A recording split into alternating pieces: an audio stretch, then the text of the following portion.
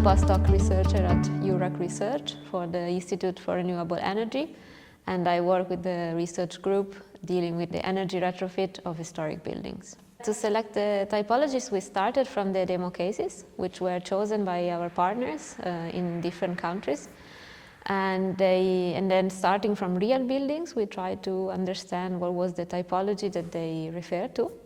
And by doing that, we have identified the typology of the Spanish terrace tenement house, the Scottish Georgian detached cottage, the Scottish terrace tenement house, and the Polish terrace tenement house, as well as the Swedish monumental public building. And then we asked the partner to identify other recurring typologies in their respective countries, because the goal was to reach as many historic buildings as possible with this typology in the countries of the partners. And by doing that, we have identified other 4 typologies, which are the courtyard terraced tenement in Spain, the functionalist multifamily housing in Sweden, Victorian terraced house in Scotland, and the suburban garden city villa in Poland. The buildings typology were selected because they are relevant in the countries that they are located. So working with typologies means also dealing more with the history of these countries, with their context, and not only from a historical perspective, but also from a material one, to understand new construction strategies and how the innovation can be combined with the historical tradition of construction in these countries.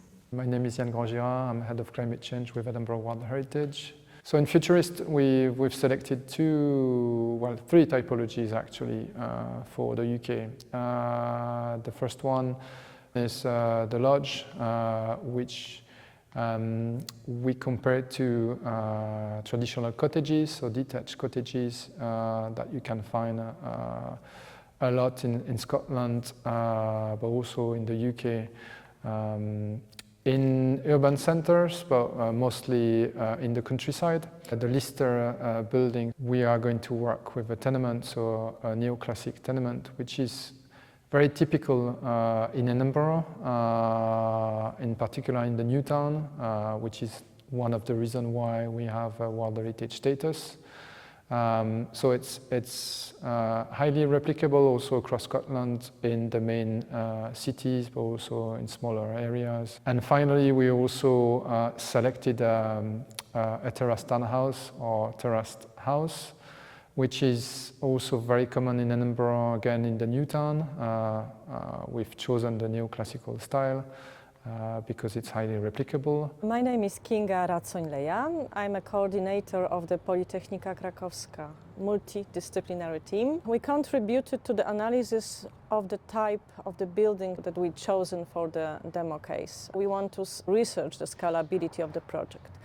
And the type that we named as a Polish tenement terrace building, which is Kamienica Krakowska, or Kamienica generally. So the townhouse, which is a tenement house, but it's placed in between the other buildings. And when we looked at the numbers, in Kraków it was around 3%, a little bit lower than 3%.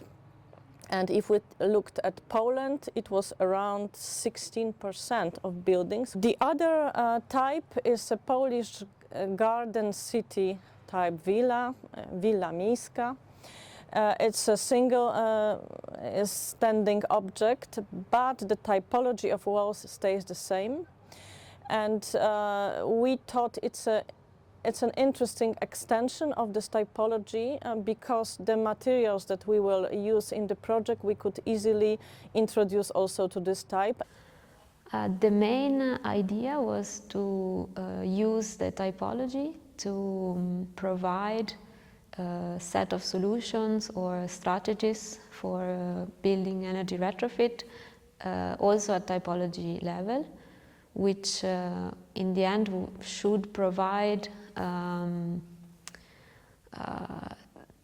some guidance in making the decision-making process easier for other buildings that belong to the same typologies that have been analyzed in FuturHist. The fact of using building typologies when considering retrofit in historic building is really important because we're trying to define best practice and to ensure that we have the biggest impact. We don't have much time to be able to comply with the net zero targets.